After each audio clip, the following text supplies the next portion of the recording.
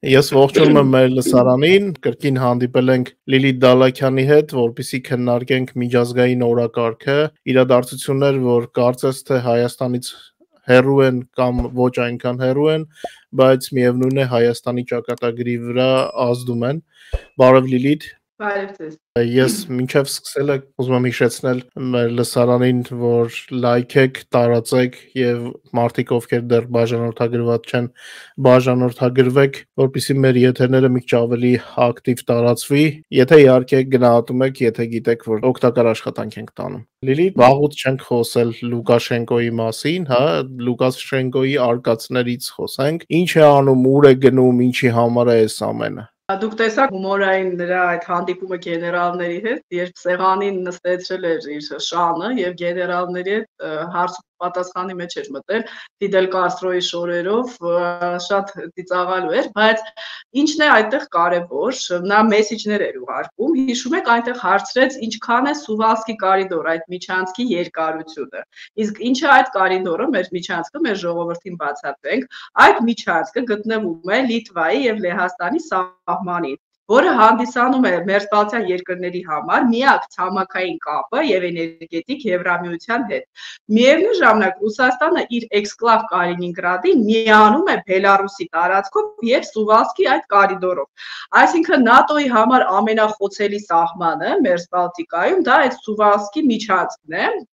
Եվ Լուկաշենկոն դրա մասին հարցուփորձ էր անում։ Ինչ նպատակ ուներ նա, եւ հիշում եք դրանից հետո հայտարարեց, որ Բելարուսը պատրաստ է պատերազմի։ Իհարկե ինքը նշեց, որ Լիտվան եւ Լեհաստանը պատրաստվում են հարձակվել, գիտեք, Բելարուսի վրա, Ուկրաինան պատրաստվում է հարձակվել, որն էր մեսեջը։ Նախ նա ցանկանում է, որպեսզի մերձբալթյան երկրները, որտեղ հիշում եք Գերմանիան Լիտվա զորք ուղարկեց որոշ քանակությամբ, կարծեմ 6000 թվով, նրանք իրենց ուշադրությունը շեղեն մերձբալթյան երկրների պաշտպանության համար, այսինքն նա սպառնում էր, որ մենք կհարձակվենք այդ երկրների վրա, որովհետև մենք գիտենք, երբ որ Բելարուսը եւ Ռուսաստանը խոսում են, որ իրենց վրա հարձակում է պատրաստվում, ուրեմն իրանք են ինչ-որ բան պատրաստվում անել։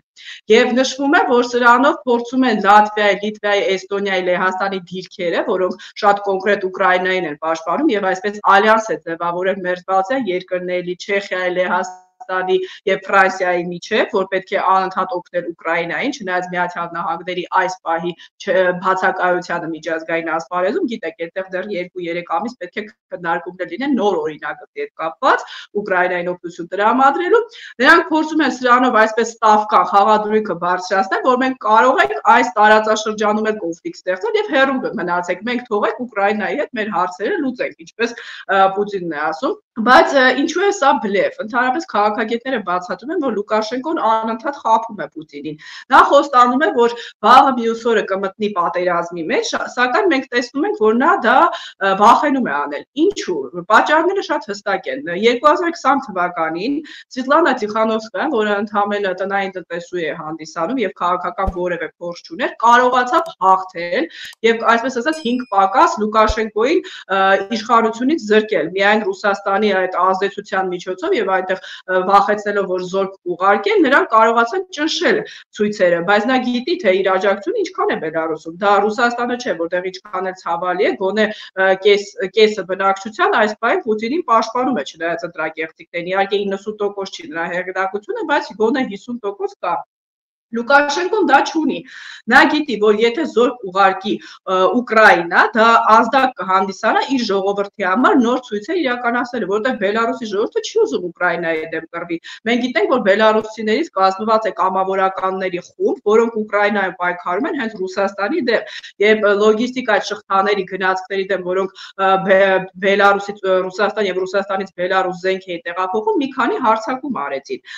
Վերին օղակները բանակի իհարկե Լուկաշենկոին պաշտպանում են, որովհետև նրանք այդ զենքի առևտրի վրա մեծ գումարներ են աշխատում, բայց միջին օղակները դա անդիմությունն է իրենց հայտարարում եւ ստորին օղակները միանշանակ, որոնք ժողովրդի հետ ավելի կապված են, նրանք չեն պաշտպանում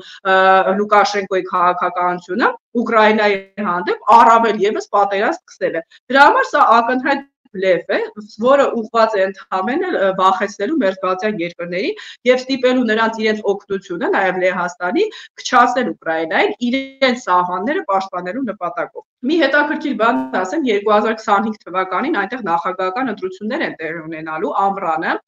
եւ նշում են, որ Լուկաշենկոն արդեն պատրաստվում է դրան։ 2021 թվականին 20 թվականի ցույցերից հետո Մարգարիտա Սիմոնյանը հարցազրույց վերցրեց Լուկաշենկոից, որտեղ պարզ հարց տվեց. արդյոք դուք պատրաստվում եք արտահերթ ընտրություններ անել կամ 25 թվին գոնե հեռանալ իշխանությունից։ Լուկաշենկոն ասաց, որ այո, նա այլևս չի առաջադրվելու։ Սակայն հիմա մենք տեսնում ենք, որ Լուկաշենկոն փոխել է իր հռետորաբանությունը եւ ասում է, որ առաջադրվելու, իհարկե ասում է արևմուտքի ինադու եմ առաջադրվելու, բայց դե պարզ է, որ նա չի ցանկանում իշխանությունը թողել, որովհետեւ չունի երաշխիքներ, որ դրանից հետո չի հայտնվի Բերթում կամ Հաագայում։ Եվ առաջինը ինչքան էլ տարօրինակ է, իրեն սպառնում է Վլադիմիր Պուտինը, որովհետեւ խոսում է, որ Սոչիի հանդիպման ժամանակ Պուտինը իր դեմ դրել է իշխանություն տրանզիտ իրականացնելու հարցը, որովհետեւ Պուտինը չի վստահում Լուկաշենկոյին, նա պարզ տեսնում է, որ Լուկաշենկոն ասում է ոչինչ զանս, չէ, անընդհատ Ռուսաստանից օգուտներ է ստանում ֆինանսական, ատոմական է կառուցում, բայց անընդհատ ասում է մենք վաղը մյուս օրը կմտնենք պատերազմի մեջ։ Բելարուսի օգնությունը Ռուսաստանին մեծ կլինի։ Դրա համար Պուտինը նույնպես ցանկանում է փոխել Լուկաշենկոյին 2025 թվականին, բերել իրեն ավելի լոյալ եւ այդ խաղերի մեջ չմտնող որևէ անձի։ Ինքը Լուկաշենկո չի ցանկանում հեռանալ եւ ստեղծել է մի նոր մարմին, մեր ունկնդիրներին ասեմ, որը կոչվում է Всенародное Белорусское Собрание։ Շատ ծիծաղալու է, որովհետեւ Բելարուսի խորհրդարանը երկու պալատ ունի։ Սա երրորդ պալատն է։ Աշխարհում այդպիսի բան կա, մեկ էլ ուրեմն ասում են Թուրքմենստանում երրորդ պալատը։ Այս երրորդ պալատը ավելի մեծ լիազորություններ ունի, քան իրենց այն երկու պալատը, եւ ուշադրություն, իրավունք ունի փոխել նախագահային, իմպիչմենտ հայտարարել պատերազմ, մտնել պատերազմի մեջ։ Այսինքն Լուկաշենկոն հաշվել է, եթե նրան ստիպեն, որ ինքը չմասնակցի ընտրությունների, կամ ընտրությունների արդյունքով հանկարծ որևէ այլ անձնավորություն կա իշխանության, այս պալատը կընտրի իրեն եւ նա այսպես երկու իշխանություն կլինի Բելարուսում։ Խոսում են, որ կարող է ղեկավար դառնա իր տղան Վիկտոր Լուկաշենկոն։ Այսինքն այս Լուկաշենկոյի վախեցած այցերը սահման, նորից միջազգային ասպարեզ հայտնվելը, այդ Կրոկուսի ահաբեկչությունը կարծես թե ցանկանում էր ինքը, չէ, ահաբեկիչների բռնել։ Այս ամենը ցույց է տալիս, որ նա վախենում է իր իշխանության համար, փորձում է պատերազմական իրավիճակ ստեղծելով նաև չգնալ ընտրությունների։ Դրան են խոսում, որ նա կարող է հայտարարել պատերազմական իրավիճակ երկրում եւ ընտրությունների չգնալ, այսով երկարաձգել իր իշխանությունը։ Այնպես որ կարծում եմ մենք առաջիկայում շատ հումորային, բայց միևնույն ժամանակ Ուկրաինայի համար շատ կարևոր իրադարձությունների ականատես կլինենք, որտեղ Բելարուսը մեծ դեր է խաղացել ռուսական ագրեսիայի հարցում Ուկրաինայի նկատմամբ։ Գիտեք, տարածք է տրամադրում, այդ լոգիստիկ շղթաները ամբողջովին Բելարուսով են անցնում։ Այո, դե Ուկրաինայի հյուսիսային մարզերի վրա հարձակումը հիմնականում Բելարուսի տարածքից էր, որից հետո արևմուտքի սաստելուց հետո Լուկաշենկոն կարծես իրեն սկսեց ավելի զուսպ պահել, բայց տեսնում ենք, որ հիմա Պուտինի ճնշումը ավելացել է նրա վրա եւ ամեն ինչ հնարավոր է, սպասենք տեսնենք ինչ զարգացումներ կլինեն։ Ճիշտ ասած, կուզեի քո հետ զրուցեինք եւս Հայաստանի համար շատ մոտ եւ կարեւոր ռեգիոնի Մերձավոր Արևելքի, չնայած եթե Իրան-Իսրայել պատերազմը ինչպես լրատվամիջոցներն են գրում սկսվի ժամերի ընթացքում, դա արդեն այնքան էլ Մերձավոր Արևելք չի, դա ուղղակի մեր սահմաններին մոտ է։ Ինչքանով կարելի է հավատալ այդ տեղեկատվությանը, որ կարող է պատերազմ սկսել եւ ինչ է կատարվում, ինչ ինֆորմացիա ունես Իրանից։ Ես միշտ կարծել եմ, որ Հայաստանը ինքը նույնպես Մերձավոր Արևելքի մաս է կազմում, այդ հարավային հյուսիսային Կովկաս նարատիվը դա սովետական միությունից է եկել։ Հայաստանը հենց այս տարածաշրջանի մաս է, դրա վկայություն է այն, որ Սիրիայի դեպքերին հաջորդեցին Ղարաբաղի դեպքերը, այսինքն սա մի տարածաշրջան էր եւ այդ ահաբեկիչները հենց այնտեղից էին Թուրքիայի կողմից եւ Ռուսաստանի կողմից բերվում Ղարաբաղ պայքարելու մեր դեմ։ Շատ պայթյունավտանգ իրավիճակ է այս պահին էլ, որ մենք խոսում ենք, Իրանում 3 գիշերը ահաբեկչություններ են եղել, հարձակվել են հյուսիսում մի քանի ոստիկանական բաժանմունքների վրա։ Պատասխանատվությունը վերցրել է շատ անհայտ մի խմբավորում, սակայն ես կարդացի միջազգային մամուլում, որ Իրանը այդ խմբավորումները կապում է Սաուդյան Արաբիայի եւ Իսրայելի հետ, եւ դա երեք չի դրա մասին խոսել, միշտ խոսել է, որ դա ուրեմն սուննի խմբավորում է։ Մենք գիտենք Իրանը շիիտներ են, սա սուննի խմբավորում է, Սաուդյան Արաբիան էլ է սուննի, եւ մենք գիտենք, որ Իրանը եւ Սաուդյան Արաբիան ունեն ռազմաքաղաքական տարածաշրջանային մրցակցություն։ Եվ Սաուդյան Արաբիան եւ Իսրայելը փորձում էին դիվանագիտական հարաբերություններ հաստատել մինչև այս հարձակումը Իսրայելի վրա։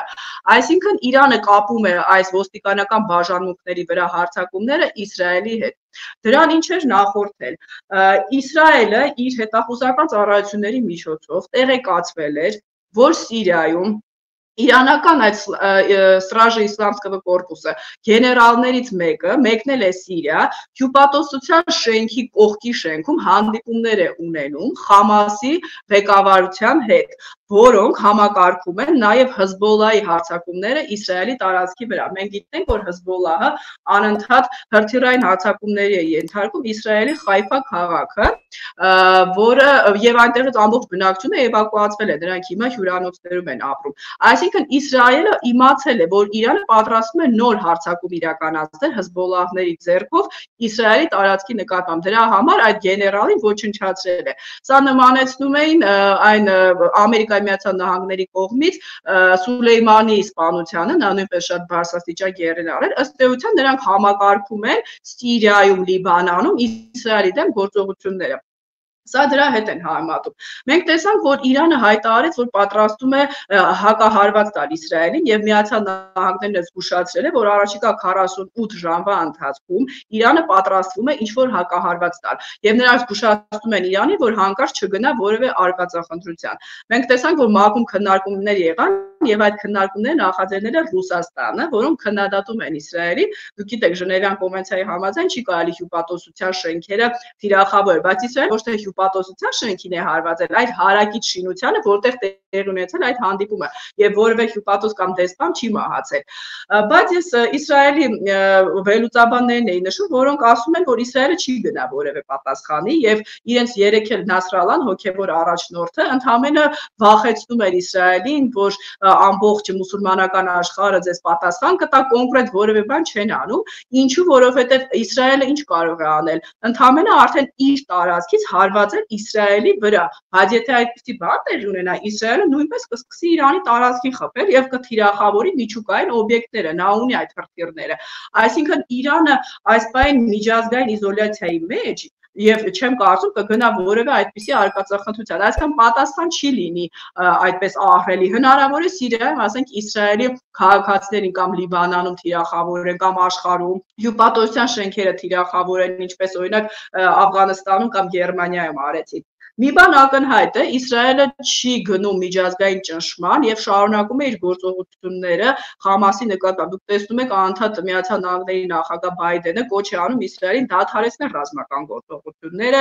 ապահովել խաղաղ բնակչությանը պարենի մատակարարումը, սակայն Իսրայելը ասում է, որ եթե չոչնչացնի Խամասը, նրանք նույն բանը կկատարեն հետագայում։ Հետաքրքիր է, որ տեղի ունեցան բազմազանոց ցույցեր Իսրայելում Նետանյահուի կառավարության դեմ։ Նետանյահուն շատ ծայրահեղական դիրքորոշում ունի, ես չեմ կարծում, որ դա Իսրայելի շահերից է բխում, նա հայտարարում է, որ ընդհանրապես Պաղեստինի պետություն պետք է չլինի, բայց հարցերը այդպես չեն լուծվում, աշխարհն ասում է, որ երկու պետության սկզբունքով պիտի լինի, այսինքն Իսրայելի ներսում է դժգոհություններ կան Նետանյահուի դեմ, սա մի սենց պրոցես է եւ դուք կտեսաք Կովերի պարտեզ այդ հայկական թաղամասի վրա երեք հարձակվեցին, 2 օր առաջ Իսրայելի ծայրահեղականները եւ հայոց պատրիարքան այդտեղ հայտարարություն արեց, որ օգտվելով այս իրավիճակից ծայրահեղականները փորձում են այդ տարածքները հայերից խլել։ Մի խոսքով իրավիճակը թեժանում է, տարածաշրջանը եռում է եւ Իրանը նաեւ խուսիտներին է ակտիվացրել, դուք գիտեք Կարմիր ծովում հիշում եք հարձակվում էին նավերի վրա, չէ, ամերիկյան, անգլիական եւ ասում էին, որ դրանք օգնություն են տանում Իսրայել։ Մի բան ակնհայտ է, այս ամենը շատ կարճ ժամանակում չի ավարտվելու եւ չգիտեմ դուք տեսաք Ադրբեջանի Մելի Մեջլիսի պատգամավորները ասում էին, որ Իրանը Ադրբեջանում ագիտացիա է անում, այնտեղ ալիք ունի Իրանը, չէ, որ Ադրբեջանը դա Իրանի տարածքն է, չէ, պատմականորեն ասում են, որ Ադրբեջան բառը դա Իրանի նահանգ է եղել։ Եվ Իրանի դեպուտատներից մեկն էլ կոչ էր արել հարվածել Բաքվում իսրայելական օբյեկտներին։ Միշտ Իրանը հայտարարում է, որ Իսրայելը հանդիսանում է Ադրբեջանի ռազմավարական դաշնակիցը, չէ։ Մենք հիշում ենք իրենց հոգևոր առաջնորդը անդադ հայտարարում էր, որ սիոնիստական ռեժիմը Ադրբեջանում մեծ արմատներ ունի, մենք պետք է դա ոչնչացնենք։ Հիմա ես տեսնում եմ, որ արդեն Բաքուն եւ Թեհրանը այսպես փոխհրաձգությունների մեջ են։ Դա իհարկե մեզ համար կարևոր է, որովհետեւ Իրանը այստեղ ավելի դաշնակցային հարաբերություններ կխորացնի Հայաստանի հետ։ Բայց միևնույն ժամանակ Հայաստանը չպետք է տրվի ծայրահեղական մոտեցումների եւ հիմա էլ Իսրայելին ես տեսնում ագիտացիա է գնում Հայաստանում Պաղեստինի բնակչության, Պաղեստինի ժողովրդի իրավունքների համար։ Այո, ժողովրդի իրավունքները պետք է պաշտպանել։ Ես չգիտեմ, մեր դիվանագետները պետք է փորձեն Իսրայելի իշխանություններին բացատրել, թե որտեղ կարող են մեր շահերը համընկնել։ Բայց մի բան պարզ է, Իրանի հետ այս լարվածությունը մեր տարածաշրջանում չի բխում մեր շահից, որովհետև սա նոր լարվածության օջախ կհանդիսանա եւ հնարավոր է Ադրբեջանը օգտվի այդ լարվածության օջախից։ Եթե իհարկե Արևմուտքը թույլ կտա։ Ապրիլի 5-ի հանդիպումը հենց դրա համար է կարևոր, որ Հայաստանը մեր միջազգային գործընկերներին պետք է ներկայացնի ոչ միայն Ռուսաստանից եկող սպառնալիքները, այլև Ադրբեջանից եկող սպառնալիքները այն դեպքում, երբ Ադրբեջանը տեսնի, որ Իրանը շեղվել է, որովհետև Իրանը շատ կարևոր դեր խաղաց Զանգեզուրի այսպես կոչված միջանցքի չեզոքացման դերում։ Եվ հիմա երբ որ Իրանը խրվել է խնդիրների դեմ, մեջ Ադրբեջանը եւ Թուրքիան կարող են ինչ-որ պրովոկացիայի գնալ, իհարկե Ռուսաստանի հովանավորությամբ։ Եվ ես ձեզ ասեմ,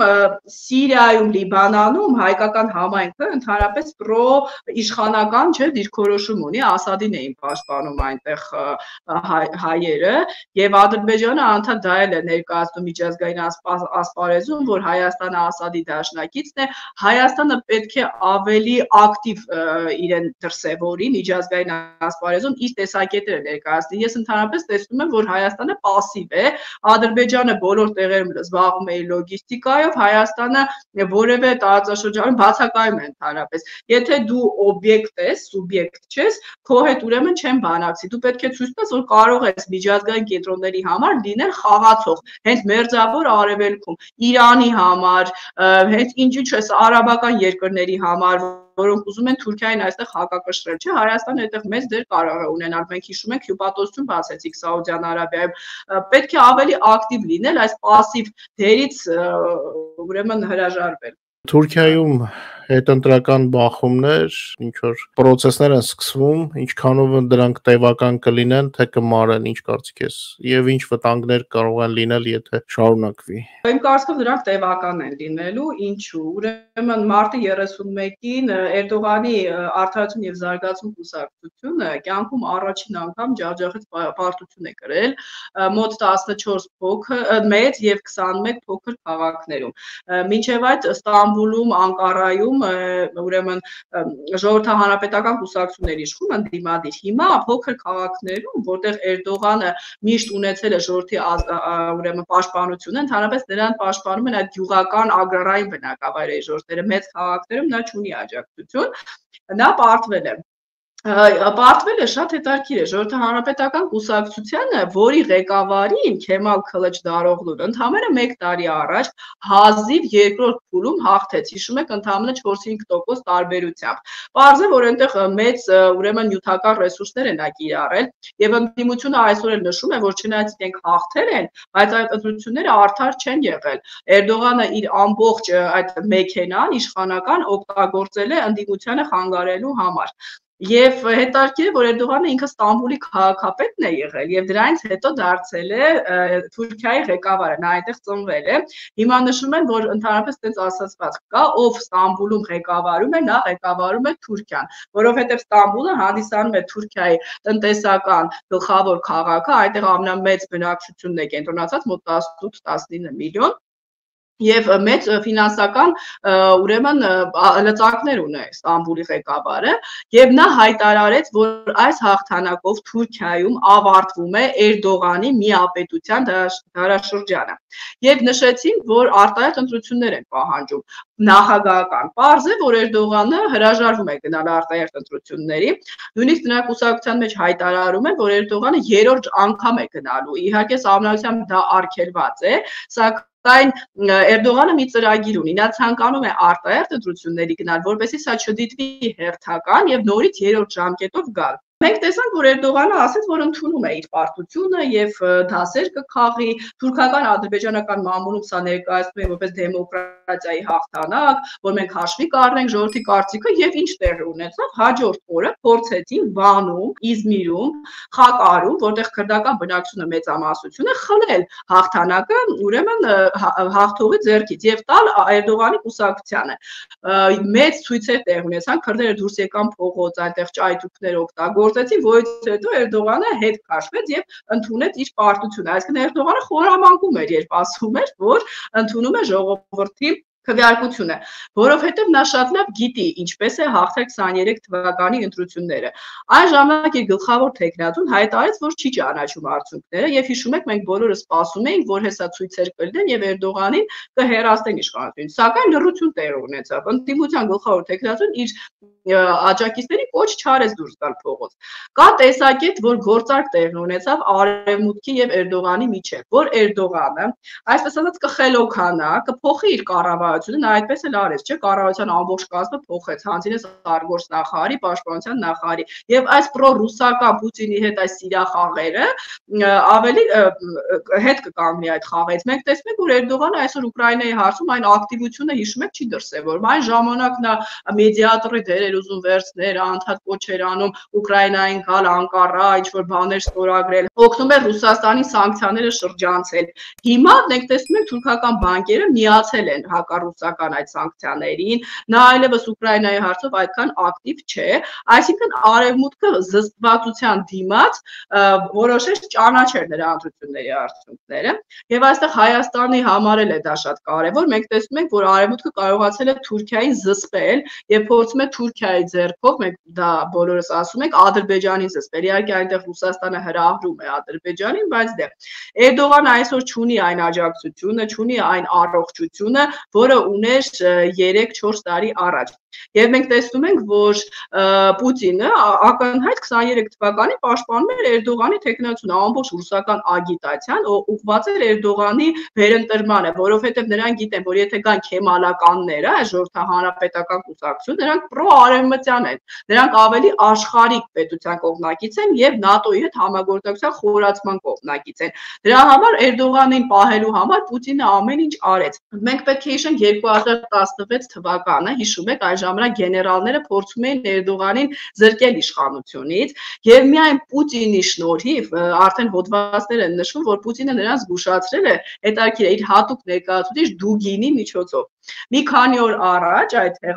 հեղաշրջման փորձից Դուգինը եկել է Անկարա, հանդիպել է Էրդողանի հետ եւ զգուշացրել է, որ Միացյալ Նահանգները եւ Արևմուտքը պատրաստվում են այնտեղ հեղաշրջում անել։ Եվ երբ որ Էրդողանը փորձում էր փախչել, հիշում եք իր ուղղաթիռով, F-16-ներ էին բարձրացել այդ հեղաշրջման փորձի իրականացնողների կողմից, որպեսզի խփեն օդում Էրդողանի ուղղաթիռը, սակայն Ռուսաստանը այնտեղ պաշտպանեց Էրդողանին, այնտեղ C-400 հակաօդային պաշտպանության համակարգերից Սիրիայում ասել էին, որ կխփեն F-16-ներին, եւ միայն դրա շնորհիվ Էրդողանը մնաց իշխանության։ Հիշում եք, դրանից հետո նա մեղադրեց Միացյալ Նահանգներին, Օբամային եւ Միացյալ Նահանգներում գտնվող Քարոզիչ Ֆեթխուլա Գյուլենին, որը Էրդողանի թիվ 1 թշնամին է հանդիսանում, ուրեմն հեղաշրջում իրականացնելու փորձի մեջ եւ հազարավոր գեներալների, ուսուցիչների, ընդդիմադիրների նա բանտարկեց։ Այսօր Թուրքիան երևի աշխարհում ամենաշատ քաղբանտարկյալ եւ լրագրող բերդում ունեցող երկիրն է։ Այսինքն այս էքսկուրսը ես ինչու արեցի, սա ցույց է տալիս, որ Էրդողանի դիրքերը թույլ են եւ նա հասկանում է, որ կարող է կորցնել իշխանությունը։ Իսկ ինչու ժողովուրդը ընդդիմությանը ընտրեց։ Թուրքիայի տնտեսական վիճակը շատ վատ է, այնտեղ մոտ 67% գնաճ կա։ Դա կապված է արևմտյան ներդրումների նվազեցման հետ։ Պուտինի հետ այդ սիրախաղերի ընթացքում, երբ որ արևմուտքը տեսավ, որ նա ըստ էության օգնում է Պուտինի շրջանցել սանկցիաները, իրենք հանեցին այդտեղ իրենց ներդրումները, բայց քանի որ Թուրքիան ամբողջովին Եվրամիության շուկայից է կախված եւ արևմուտքի ինվեստիցիաներից, լիրան անընդհատ պատմական անկում էր ապրում եւ մենք նույնիսկ հացի հերթեր էինք տեսնում Թուրքիայում։ Բացի այդ, ուրեմն Միացյալ Նահանգները պետք է F-35 կործանիչներ տային Թուրքիային, իսկ հիմա Թուրքիան նույնիսկ F-16-ները չի կարողանում ստանալ։ Այսինքն Միացյալ Նահանգները եւ Եվրամիությունը կարողացան ցույց տալ Թուրքիային, որ քո տեղը սա է, եթե դու շեղվելու ես, ուրեմն դու կորցնես քո իշխանությունը։ Հիշում եք, Միացյալ Նահանգները զգուշացնում էր Էրդողանին Պուտինից չգնել C400 այդ հակահրթիռային համակարգերը, սակայն նա անընդհատ հակառակվում է ՆԱՏՕ-ին, Հունաստանի հետ լարվածության օջախներ էր ստեղծել, փորձում էր իսլամական աշխարհում այդպես առաջնորդի դեր ստանձնել, Իսրայելի հետ էր իր հարաբերությունները փչացրել։ Այս ամենը ցույց տվեցին արևմուտքին, Ֆրանսիայի հետ հիշում եք Մակրոնի հետ ինչ լեզվով էր խոսում, որ Էրդողանը դաշնակից չէ, նա վստահելի գործընկեր չէ եւ անհրաժեշտ է նրան փոխել։ Եվ ամփոփելով, իհարկե սա մեծ թեմա է, բայց ամփոփելով կարող ենք ասել, որ գործընթացները Թուրքիայում դեռ արժևում են։ Ընդդիմությունը արտահերտ ընտրություններ է պահանջելու, Էրդողանը մերժելու է եւ այդ ցավոք արևմտյան Հայաստանի հայկական քաղաքներում, որոնք Կարսի պայմանագրով, Մոսկվայի պայմանագրով տվեցին ուրեմն բոլշևիկները քեմալականներին, այո, հիմա այն որ ասма պատմությունը մեր մուրը հանում է մի քիչ կենցաղային ասեմ, մենք գիտենք որ քրդերը այնտեղ միշտ հակաթուրքական դիրքորոշում ունեն, չէ՞, իրենք քրդերի հետ միասին ցեղասպանության իրականացման հարցում մեծ դեր ունեցան, հիմա քրդերը մեզ ասում են դուք մեր բարեկամն եք, մեր դաշնակիցն եք, շատ հետաքրքիր է դա։ Հետարքիր ինիցիատիվաներ Փարիզից եւ Հայաստանի եւ Ուկրաինայի ուղղությամբ, ինչ ես կարծում, սրանք ժամանակավոր են, թե Փարիզը իրոք որոշել է ստանձնի արևմտյան լիդերի կամ լիդերներից մեկի դերը։ Էմանուել Մակրոնը իր վերջին հարցազրույցում պարզ համեմատեց այսօրվա իրավիճակը 39 թվականի, 38-39 թվականի հետ, երբ աշխարհը պայքարում էր ըստ էության նացիստական Գերմանիայի դեմ։ Եվ նա մի նախադասություն ասաց, որ Ֆրանսիան պետք է լինի ճիշտ կողմում պատմության։ Այսօր մենք տեսնում ենք, որ Եվրամիությունում անընդհատ քննարկվում են Եվրամիության բանակ, Եվրոպայի բանակ ստեղծելու մասին այդ քարոզները, սակայն դա 5 տարի ժամանակ է պահանջում։ Ինչու ստեղծել բանակ եվրոպական, եթե կա արդեն այդ բանակը, դա ուկրաինական բանակն է։ Այսինքն, եթե դուք կարող եք զինել Ուկրաինային եւ ձեր զինվորները չեն մահանում եւ մեծամասնությունը Եվրոպայի պատրաստ չէ պատերազմի, որովհետեւ այնտեղ 70-80 տարի ընդհանրապես ծախսել են խոսակցության վրա, որ պետք է բանակ ստեղծեն։ Նրանք զինված ուժեր չունեն։ Իրենք ունեն զենքեր, իրենք ունեն լավ հակաօդային պաշտպանության համակարգեր, բայց պիխոտնի այդ դիվիզիաներ իրանք չունեն, որ կարողանան ուղարկել Ուկրաինա պատերազմի։ Դրա համար Մակրոնը հասկացել է, որ ընդհանրապես պետք է զինել Ուկրաինային եւ դրա միջոցով պայքարել Ռուսաստանի դեմ։ Ինչն էր հետաքրքիր։ Ուրեմն Ռուսաստանը հայտարարեց Պուտինը, որ եթե Ֆրանսիան այնտեղ զորքեր ուղարկի, իրենք կխփեն Ֆրանսիային։ Մակրոնը պատասխանեց, որ ֆրանսիական ուրեմն զինվորները արդեն Ուկրաինայում են, նրանք օգնում են ուրեմն ուկրաինացի զինվորականներին այդ կործանիչների ռեգուլիրովկաների, Storm Shadow-ների, Mirage-ների օգտագործման հարցում։ Այսինքն նա անընդհատ Պուտինի պատասխանում է։ Պուտինն ասում է ես ատոմային զենք ունեմ, կխփեմ Փարիզին, Մակրոնը ասում է մենք էլ ունենք։ Մակրոնը հասկացել է, որ Պուտինը ընդհանրապես բլեֆ է անում։ Նա փորձում է անընդհատ խաղադրույքը բարձրացնելով վախեցնել աշխարհին, որ տեսեք ես վերջի տարբերակը բոլորին կպայթեցնեմ, եթե հիշում եք, չկա Ռուսաստանը աշխարհը թող չլինի, հիշում եք իր այդ հայտնի հարցազրույցը։ Այսինքն Մակրոնը հասկացել է, որ չի կարելի սառեցնել իրավիճակը։ Ինչ են ասում Սալիվանը, ՑՌՈ-ի ղեկավար Բյորսը, որ պետք է այնպես անել, որ Ուկրաինան չպարտվի։ Մակրոնն ասում է, պետք է այնպես անել, որ պարտվի Ռուսաստանը, այսինքն Ուկրաինայի հաղթանակն է արդեն կարևորվել։ Իրենք հասկացել են, որ ոչ թե պետք է սառեցնեն կոնֆլիկտը եւ ետ գնան 2022-23 թվականի սահմանների, բայց Եվրոպայում հասկացել են, որ դա ընդհանրապես կսառեցնի իրավիճակը։ Պուտինը մի 3-4 տարում նորից կվերականգնի իր բանակը եւ նույնիսկ կհարցակվի։ Մենք գիտենք, չէ՞, որ Պուտինը ինչ էլ ստորագրի, դա ընդհանրապես թուղթ է, որ նա կարող է ճղել եւ դեն նետել։ Պուտինի հետ որևէ բանակցություններ եւ որևէ համաձայնության գնալ չի կարելի։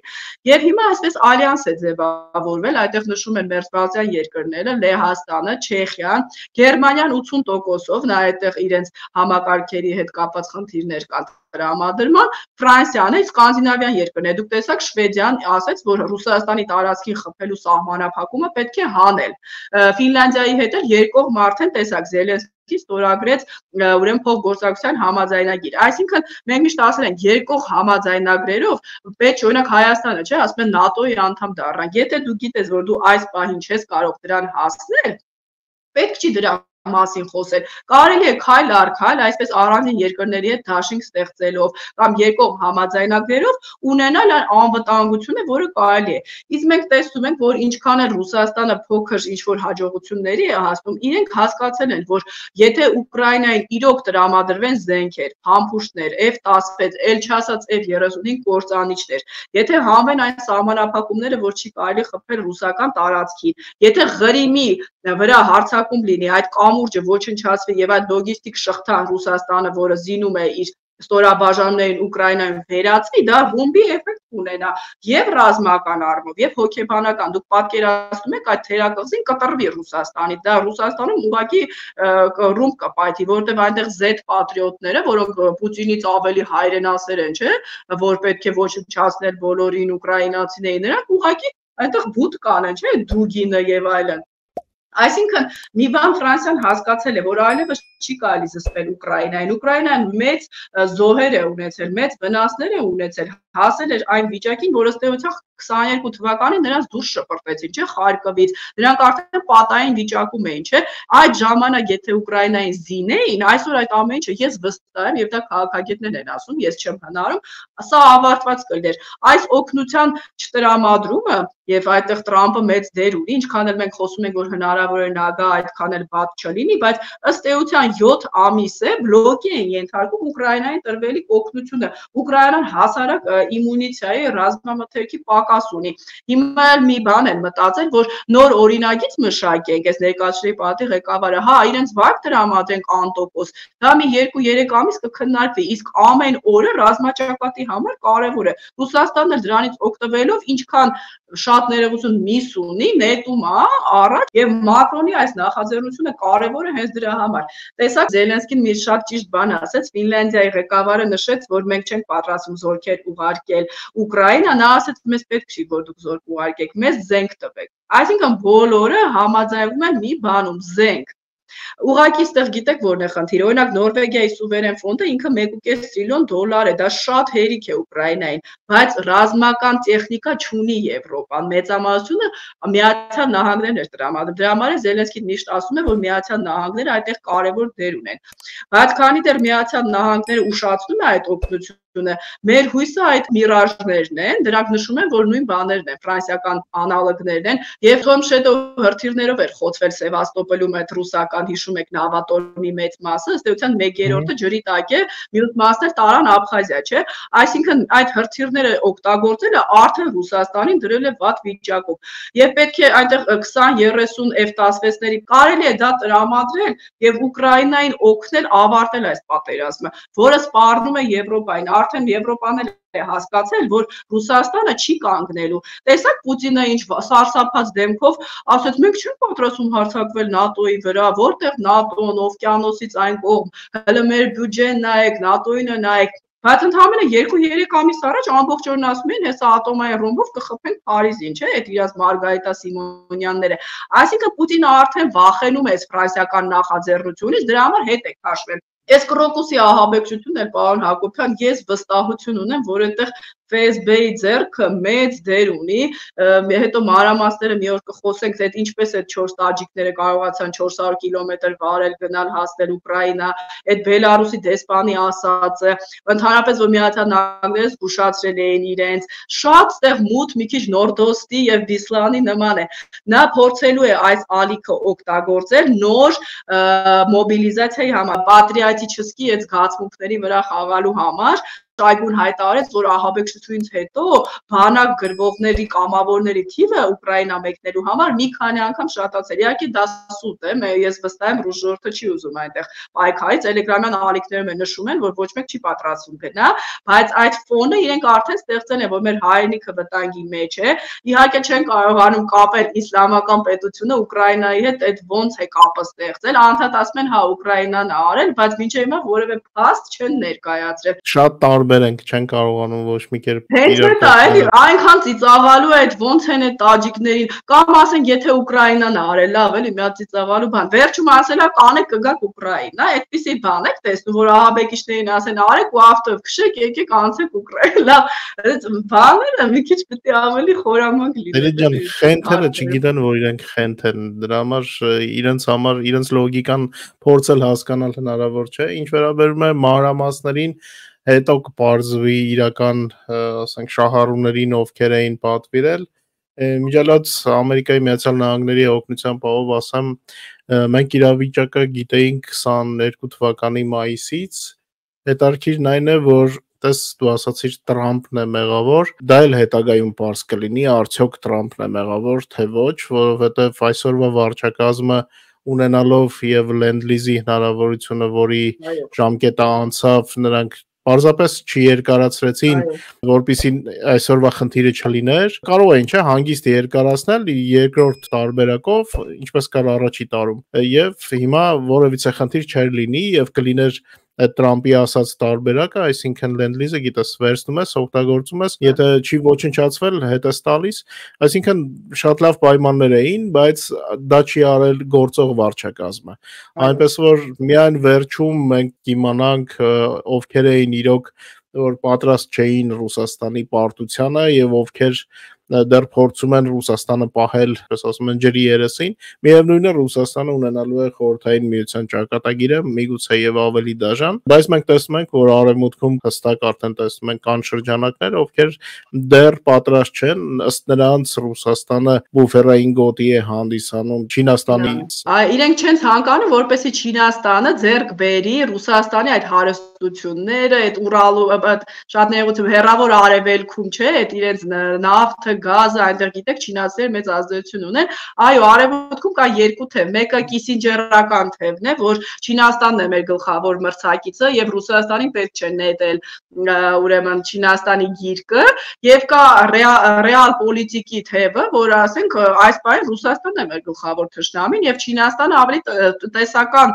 պատերազմների մեջ է մտնում, բացի այդ Ռուսաստանը Չինաստանի գործիքն է հանդիսանում։ Ես հիշում եմ Չինաստանի մասին մեր հաղորդմանը ասացի, որ հիբրիդային պատերազմում Չինաստանը Իրանին եւ Ռուսաստանին օգտագործում է արևմուտքի դեմ, այդպես օջախներ է ստեղծում անկայունության, որպեսզի Միացյալ Նահանգները խրվի հարցերի մեջ, նրանք էլ այդ հարավչինական ծովում Թայվանում ինչ ուզեն անեն, որտեղ մենք տեսանք, որ մեծ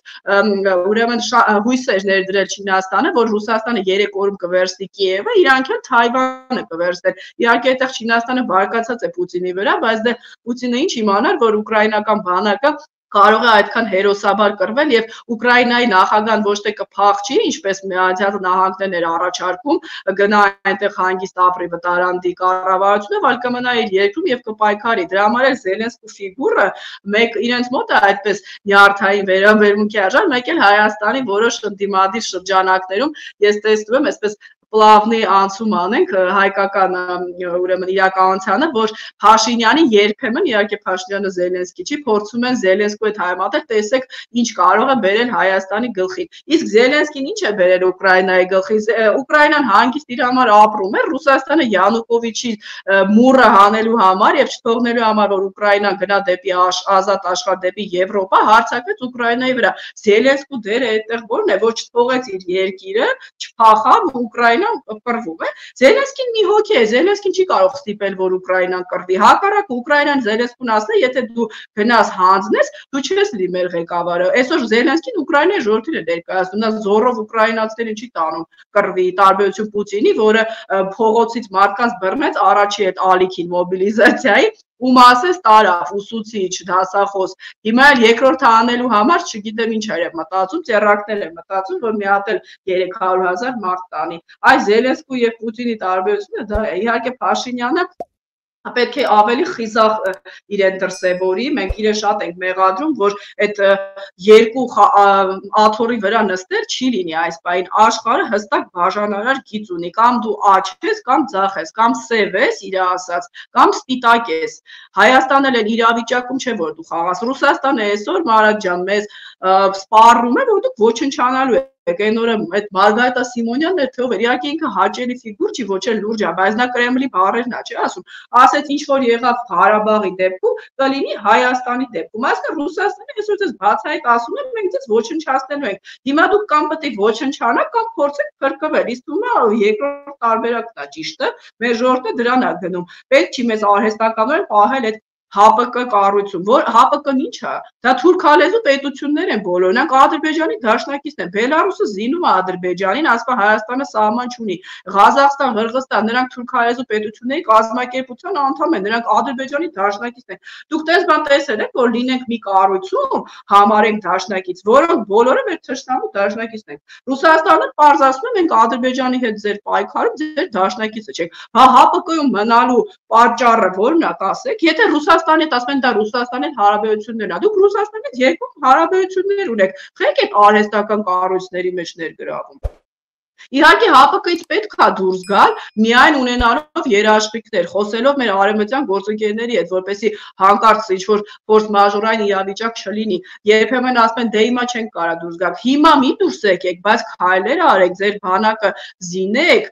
ռեֆորմներ արեք, այդ լրտեսներին հանեք այդտեղից, որ չգնան Ադրբեջանի սահմանին մի հատ քար նետեն։ Ես դրանից ամենաշատը հիմա վախում եմ։ Մեզ հարցնում են ինչ կարող անի Ռուսաստանը։ Ռուսաստանը չի կարա հարձակվի մեր վրա, դա ակնհայտ է, սահման չունի, մենք էլ իր դաշնակիցն ենք։ Ադրբեջանը հələ որ զսպվում է արևմուտքի կողմից, Թուրքիան իր հարցերով է, Ռուսաստանին մնում է ներքին դիստաբիլիզացիա։ Այդ այնց գնա սահմանին, գոռան, որ մենք հեսա ձեզ կոչնչացնենք, մի հատ է կրակեն, ոնց որ մի ամիս առաջ եղավ, հիշում եք, որ կրակեցին, տենց էլ չիմացանք ով է կրակել հայկական կողմից։ Ադրբեջանն էլ ասի միջազգային հանրություն հենա Հայաստանը կրակում է, ես պատասխանեմ։ Մենք ամենաշատ հիմա դրանից պետք է վախենանք եւ մեր ԱԱԾ-ն պետք է զգոն լինի։ Այլ վտանգներ հիմա չկա։ Մեկ էլ տնտեսականն է, դե դա էլ ապրիլի 5-ին պետք է խոսել, որ եթե ատոմականը ինչ որ խնդիրներ ունենա, լարսը փակեն, դուք մեզ կօգնեք հեղուկ գազ կտրամադրել, կարելի է տանկերներով դա անել։ Այդ ատոմականը մոդուլային կարող եք շուտ արագ սարքել, վերին լարսի փոխարեն տնտեսական Եվրամիություն դիվերսիֆիկացիա կանի, թե չէ։ Դա լուրջ սպեկտր է հարցերի, որ կոմպետենտ ղեկավարությունը, կոմպետենտ թիմով պետք է քննարկի, ոչ թե վախեցած գնա սահման, բոլորի սարսափացնի, ասի վաղը կռիվ է լինելու։ Կռիվ որ լինի, կլինի, Ալիևը չի նայելու, դուք խաղաղ եք, թե խաղաղ չեք։ Ալիևի նպատակը ձեզ ոչնչացնել է, ոչ թե խաղաղության գնալ։ Այո, բայց դες ՆԱՏՕ-ի պահով քեզ ասեմ, ՆԱՏՕ գնալ պետք է հայտարարագրել եւ ՆԱՏՕ եւ Եվրոմիության միանալու պարզ է որ դա չի լինի մեկ օրում կամ մեկ ամսում,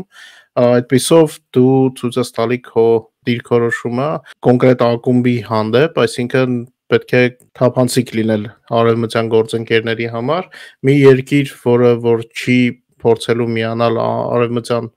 անվտանգային համակարգին, այսինքն մնում է հակառակորդ կողմում։ Հայաստանը պետք է ցույց տա համենայն դեպս, որ ցանկություն կա միանալ արևմտյան անվտանգային համակարգին, երբ դա կլինի կյանքը ցույց կտա, բայց դա հնարավորություն կտա, տես Ուկրաինայի սահմանադրության մեջ է գրված, բայց մենք չգիտենք երբ կմտնենք ՆԱՏՕ կամ Եվրոմիություն, բայց դա մեր մղումները բոլորի համար թափանցիկ է եւ հասկանում են, որ Ուկրաինային պետք է օգնել, Ուկրաինան անվերադարձ արևմտյան ակումբի անդամ է։ Սա Հայաստանին էլ է վերաբերվում, որովհետև եթե նույնիսկ հիմա չհայտարարվեն, ինչպես որոշ գործիչներ ասում են, ես ճիշտ ասած շատ էի զարմացել, իբր արևմտամետ, բայց ասում էին ՆԱՏՕ պետք չի մտնել, ՆԱՏՕ պետք է մտնել, պետք է հայտարարել ձգտումը ՆԱՏՕ մտնելու մասին, այսինքն սա ակումբի անդամ դառնալ ՆԱՏՕ-ն դա քաղաքական առաջին հերթին կազմավորում է ռազմաքաղաքական եւ բազում հարցեր, բազում ռեֆորմներ կապված են նաեւ այս ոլորտի հետ, այս ամենից խուսափել պետք չէ, դա ընդհանրապես մեր անվտանգությունն է ավելացնելու եւ հուսանք մեր իշխանությունները Հայաստանի այդ ճանապարհով էլ կգնան եւ փորձագետները ավելի համարձակ կլինեն, գիտեմ որ դու ՆԱՏՕ-ի թեմայով կարող ես շատերին շատ բան բացատրել եւ եթե նման առիթ լինի, խնդրեմ չխուսափես։ Շնորհակալ եմ, որ ժամանակ ընձեռնեցիր։ Ես էլ եմ շնորհակալ, այո, պետք է ձգտել, պետք է հասկանալ, որ մեր ճանապարհը դա է եւ փոքր քայլերով, նույնիսկ ես մի կարևոր բան ասեմ, նորը ավարտենք։ Ես միշտ ասում եմ ՆԱՏՕ-ի անդամ պետք է դառնալ, բայց եթե այս պահին մեզ չեն հրավիրում, դրանից պետք չէ նեղվել, որովհետեւ ժողովրդին այստեղ պրոռուսական ուժերը, որոնք